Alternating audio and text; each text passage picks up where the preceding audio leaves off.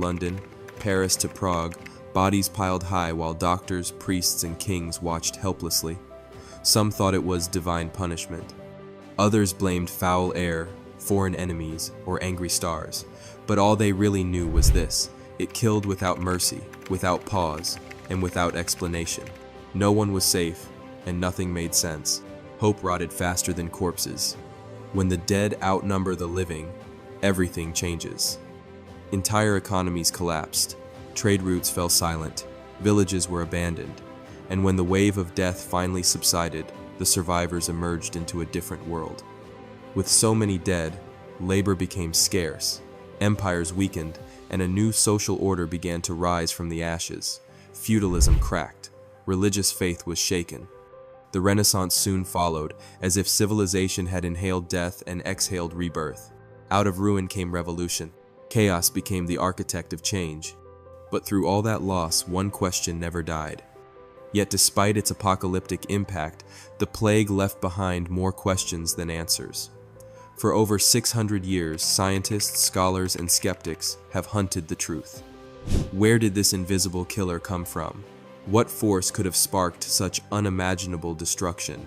Textbooks offered guesses: China, India, Crimea, but the evidence was always fragmented, incomplete, and frustratingly vague. The story had a beginning, we just hadn't found it yet. The truth was buried, but not forever. Sometimes, history hides in the most overlooked places. Now, thanks to a shocking convergence of forgotten archaeology and cutting-edge DNA science, the silence is finally breaking. It turns out, the key to unlocking the Black Death's origin wasn't hidden in medieval manuscripts or ancient myths. It was etched on a single weathered gravestone, high in the mountains of Central Asia. A word carved in stone, a word we all fear: pestilence. And that single word is about to rewrite history. The door to history's deadliest mystery just creaked open. The silence has ended. The truth is calling. And what lies beyond that door changes everything we thought we knew about the past, and possibly the future. A forgotten graveyard, a chilling inscription, and the first clue in a centuries-old cold case. Sometimes, the past whispers through forgotten stones. In the summer of 1886, a team of Russian archaeologists set out to explore a pair of modest cemeteries near the village of Karajigak, nestled in the rugged terrain near Lake Issyk-Kul in present-day Kyrgyzstan. At first glance, it was an unassuming sight, dusty, remote, and forgotten by time. But what they uncovered there would prove to be one of the most overlooked historical clues in the story of the Black Death. What seemed like a footnote would soon become a headline. Truth waits in the dirt. A single word can outlive an empire. These were the graves of a small, once thriving Christian trading community, a branch of the Silk Road that pulsed with goods, stories, and disease. The archaeologists unearthed dozens of headstones, each one marked with a name, a date, and in several cases, a single, ominous word: pestilence. Most striking were the years, 1338 and 1339. This was nearly a full decade before the plague ever reached the shores of Europe. It wasn't just early, it was the beginning. A single word can echo for centuries. Some discoveries are made, only to be forgotten. To the archaeologists, it was curious but not urgent. They noted the findings, boxed the bones, and shipped them to a museum in St. Petersburg. There they were labeled, shelved, and slowly forgotten. For more than 100 years, these remains sat in quiet obscurity, their secrets sealed behind glass and dust. No one imagined they were holding the genetic fingerprint of history's most feared pandemic. And yet, behind museum glass, the truth waited. Lost evidence doesn't stay lost forever. Real discoveries begin with a second look. Then came Philip Slavin, a medieval historian with a curious mind and a nose for anomalies. While combing through economic data and archival records, Slavin stumbled upon references to the 1886 excavation. Something didn't add up. A sudden, localized mortality spike in a remote Silk Road outpost just before the Black Death? He pored over field notes, gravestone inscriptions, and death records, realizing this wasn't a coincidence, it was a crisis. And this crisis had left behind a paper trail. Patterns hide in plain sight. Data means nothing without someone willing to ask why. Over 118 burials in 2 years. many with the same cryptic inscription. Slavin suspected he had found the origin point, but suspicion is not proof, not without hard science. Still, his research caught the attention of paleogeneticists and global media alike. As CBS News, ABC News, and Nature would later report, these forgotten graves were far more than just ancient history. They were the starting line of the deadliest race humanity ever lost. A silent cemetery had just become the loudest clue in history. A silent village may have spoken the first word of a global tragedy. What comes next will connect bones, bacteria, and a buried beginning. The scientists take over. DNA will speak where history once fell silent. The bones are about to tell their story. Sometimes, science is the only voice the dead have left.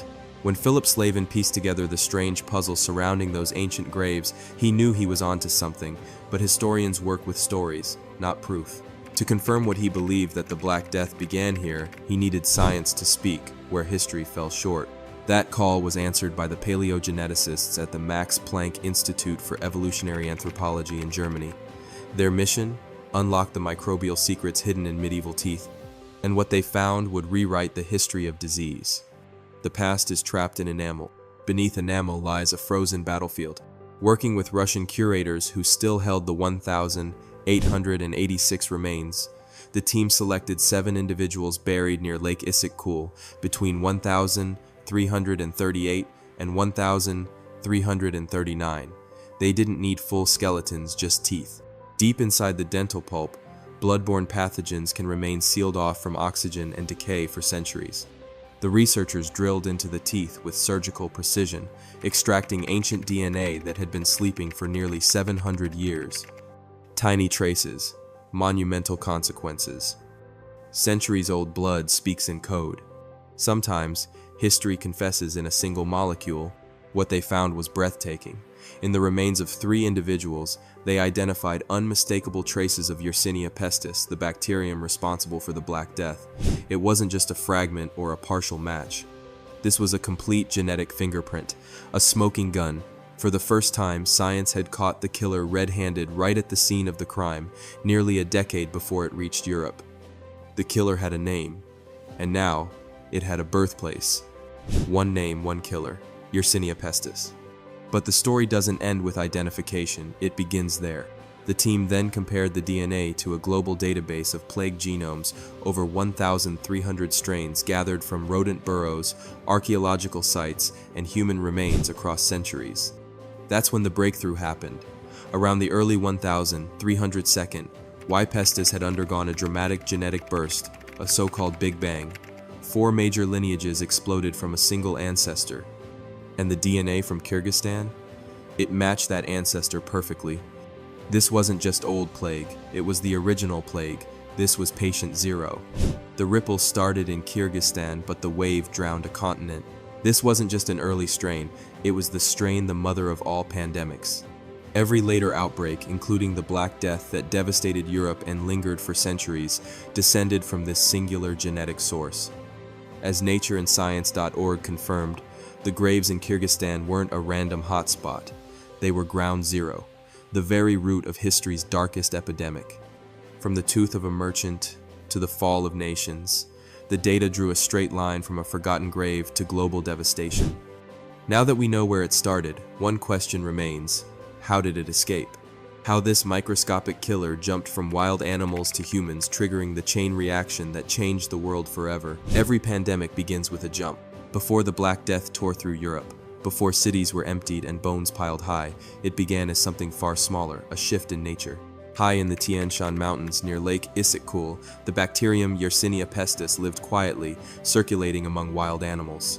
Marmots, gerbils, and voles formed a natural reservoir, carrying the plague without knowing it. Here, in this rugged wilderness, the seeds of apocalypse lay buried in fur and fleas.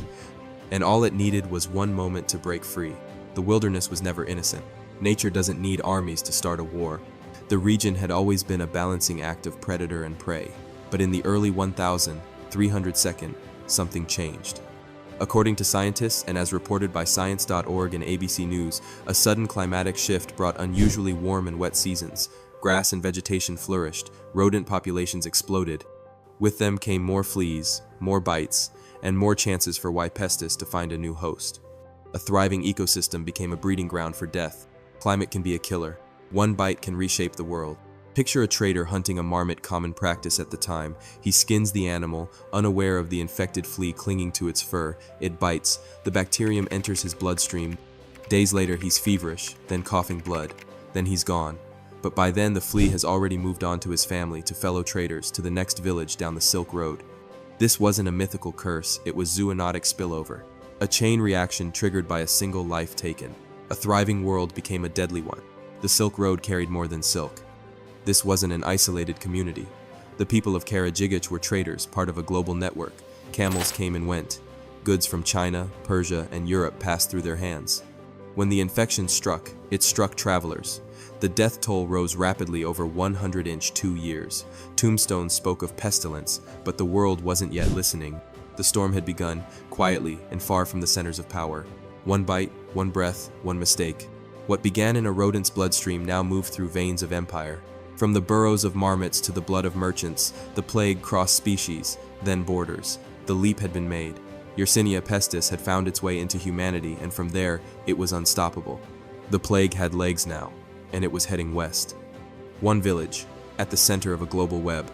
The next chapter isn't just about infection, it's about transmission. How the plague hitched a ride across continents, turned war zones into petri dishes, and ignited the deadliest pandemic the world had ever known. What begins in silence can echo across the world. Once Yersinia pestis made the jump into humans, it didn't stay hidden in the mountains of Kyrgyzstan. It began to move slowly, methodically, invisibly. This was no isolated tragedy. This was the beginning of a global catastrophe. Traders, unknowingly infected, set out along the arteries of the ancient world, the Silk Road.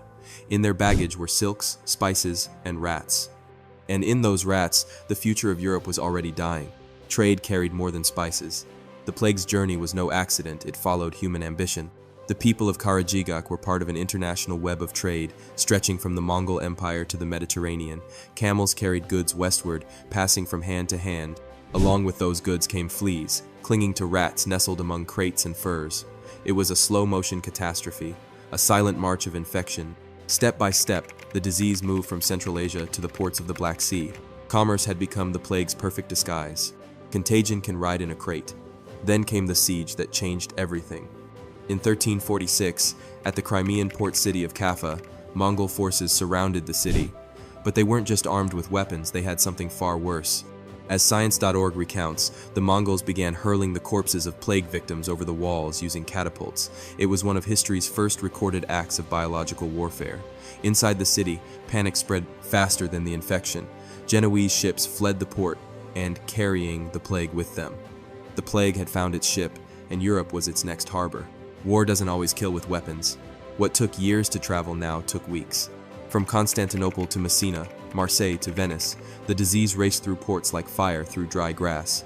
Genoese ships became floating coffins. As CBS News and Science.org explain, Europe, densely populated, unsanitary, and rat-infested, was a paradise for the plague. Rats scurried through homes, marketplaces, and churches. Fleas jumped from fur to flesh. Within months, entire cities collapsed under the weight of their own dead. The world had been connected. Now it was contaminated. The world shrank, and so did its population. And it all traces back to one forgotten grave. That weathered tombstone near Lake Issyk-Kul, carved with the word pestilence, is no longer just an archaeological curiosity. It's a marker in the timeline of humanity. Thanks to modern science and tireless research, we now know exactly where and how the Black Death began. What started in a remote trading post became one of the most important genetic and historical discoveries of our time. From silence to science, the mystery has been solved. Ground Zero is no longer speculation, it's science. But this isn't just a story about the past, it's a warning for the future. The Black Death showed how connected, vulnerable, and unprepared humanity can be. And today, with new zoonotic diseases emerging in an ever-shrinking world, that lesson is more relevant than ever.